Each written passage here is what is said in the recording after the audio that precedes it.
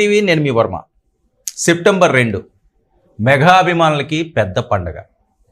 పవన్ కళ్యాణ్ గారి పుట్టినరోజు అంటేనే ఇక వేరే చెప్పాల్సిన అవసరం లేదు, ఆ జోషే వేరు. అయితే గతంలో పవన్ కళ్యాణ్ గారు చేసుకున్న పుట్టినరోజు వేడుకలు వేరు, ఈసారి జరగబోయే వేడుకలు వేరు. ఎందుకంటే ఆయన రాజకీయ కళ నెరవేరిన సంవత్సరం. అసలు పవన్ కళ్యాణ్ రాజకీయాలకి పనికిరాడు. ఆయన జడ్పీటీసీగా గెలవలేడు, ఎంపీటీసీగా గెలవలేడు, సర్పంచ్ స్థాయి కూడా అతను కాదు. ఎందుకు ఆ పార్టీ పెట్టాడో అర్థం కాదు.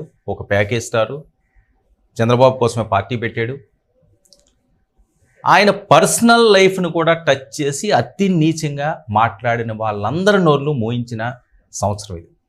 2024 ఎన్నికలు భారతదేశంలో ఎవరికీ సాధ్యం కానటువంటి ఒక అద్భుత ఘన విజయాన్ని సొంతం చేసుకున్నారు 100% స్ట్రైక్ రేట్తో. 21కి 21. మరి కొణిదెల పవన్ కళ్యాణ్ గారు ఉప ముఖ్యమంత్రి స్థాయిలో ఆయన అభిమానులు ఏ రకంగా పుట్టినరోజు వేడుకలు జరుపుకోబోతున్నారు. ముఖ్యంగా రాజోలు నియోజకవర్గం చాలా కీలకం జనసేనకి. ఎందుకంటే 2019లో పవన్ కళ్యాణ్ గారు 2 చోట్ల ఓడిపోయినా రాజోలు ప్రజలు మాత్రం జనసేనను ఆదరించారు. అయితే ఆ తర్వాత జరిగిన పరిణామాలన్నీ అందరికీ తెలిసిందే. అయితే ఈసారి రాజోలు ప్రజలు మళ్ళీ జనసేనకి పట్టం కట్టారు. ఒక విద్యావంతులు అధికారిని వాళ్ళు ట్యూన్ చేసుకున్నారు. ఆయనే దేవ వరప్రసాద్ గారు.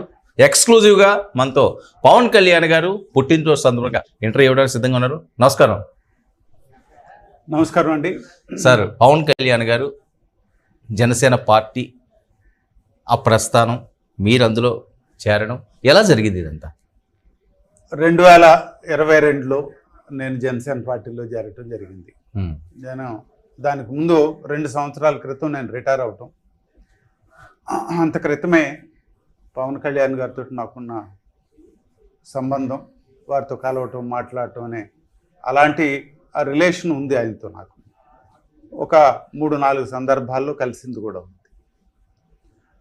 ఆయన చాలా టైం నాకు వెచ్చించి విషయాలన్నీ కూడా ప్రభుత్వం గురించి కానీ మిగిలిన సోషల్ సెక్టర్కి సంబంధించినవి కానీ ఈ విషయాలన్నీ కూడా మాట్లాడటం కూడా చేస్తూ ఉండేవారు.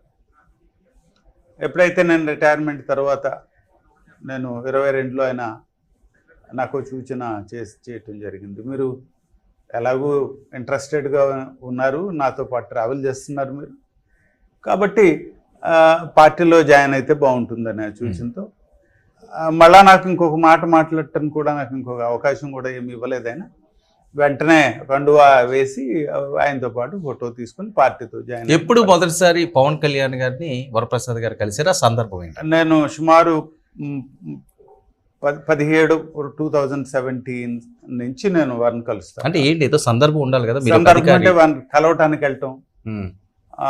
ఆయన ఒకటి 2 సందర్భంలో ఆయన ఈ షూటింగ్లకి రావటం, మేము జిల్లాల్లో అధికారికంగా ఉంటాం. నేను అధికారిగా ఉండగానే ఉంటూనే ఆయన కలిసిన పరిస్థితి. ఓకే, అంటే ఏంటి ఇష్టమా? ఆయన ఫందా బిగినింగ్లో ఒక సినీ స్టార్ గాను, తర్వాత ఆయన కాస్త ప్రోగ్రెసివ్ థింకింగ్ ఉన్న మనిషిగాను ఆయనతో కలిసేవాడిని. అంటే హీరోగా ఇష్టం ఆయన మొదట్లో, అంతేనా? ఆయనతో ఇష్టం ఉండే నేను వెళ్ళి కలవటమే జరిగింది. ఆయన నన్ను పిలవటం కాదు, నేను వెళ్ళి కలవటమే జరిగింది. తర్వాత వారి థింకింగ్తో కాస్త సింక్రనైజ్ అయింది నా ఆలోచనలు కూడా. 2022కి వచ్చేటప్పటికి నన్ను పూర్తిగా జాయిన్ అవ్వమని, పార్టీకి జాయిన్ అవ్వమనే పరిస్థితి. మీరు జాయిన్ అయితే బాగుంటుందేమో సార్ అని సూచనతో పాటు ఆయన నన్ను పార్టీలో ఇమీడియట్గా అదే క్షణంలో ఆయన నాకు కండువా కప్పి జాయిన్ చేసుకున్న. అంటే అప్పట్లో రాజోలు సూత్రి గాని ఇన్ఛార్జ్ ఇస్తాం, అప్పటికి ఇంకా మేము అలాంటి ఆలోచన అసలు రాలేదు. ట్రావెల్ చేయాలనే ఉద్దేశంతో జాయిన్ అవుతుంది.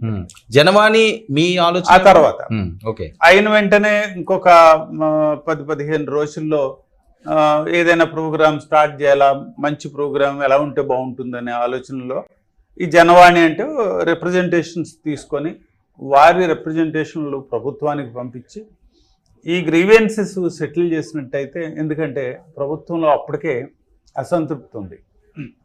22కి మీరు చూసినట్టయితే అసంతృప్తి. ఆ చీఫ్ మినిస్టర్ గారు, అప్పుడే చీఫ్ మినిస్టర్ గారు జనంతో కలవరు, జనానికి కనపడ్డైనా ఈ అసంతృప్తి ప్రజల్లో ఉంది. దేని దృష్టిలో పెట్టుకుని ఈ ప్రజానాయకుడైనా మన గౌరవనీయులు పవన్ కళ్యాణ్ గారు. జనంతో మమేకం అవటానికి ఆయన ఇష్టపడతా ఉంటాడు. జనం అంటే, జనానికి ఆయన అంటే ఒక రకమైన ఇంకా పిచ్చి ప్రేమ అని చెప్పుకోవాలా. అంత ఆయన అంటే అంత గట్టిగా జనం ఆయన వైపు ఉంటారు. ఇవన్నీ చూసి నేను అప్పుడు సజెస్ట్ చేసింది ఏమిటంటే, గ్రీవెన్సెస్ తీసుకుందాం సార్. గ్రీవెన్సెస్ అప్పటికే చాలా చోట్ల ఉంది కదండి, ప్రతి కలెక్టర్ ఆఫీస్ లో ప్రభుత్వంలో చేస్తుంటారు. స్పందన అనే ప్రోగ్రామ్ అవును. జరుగుతూ ఉండేది.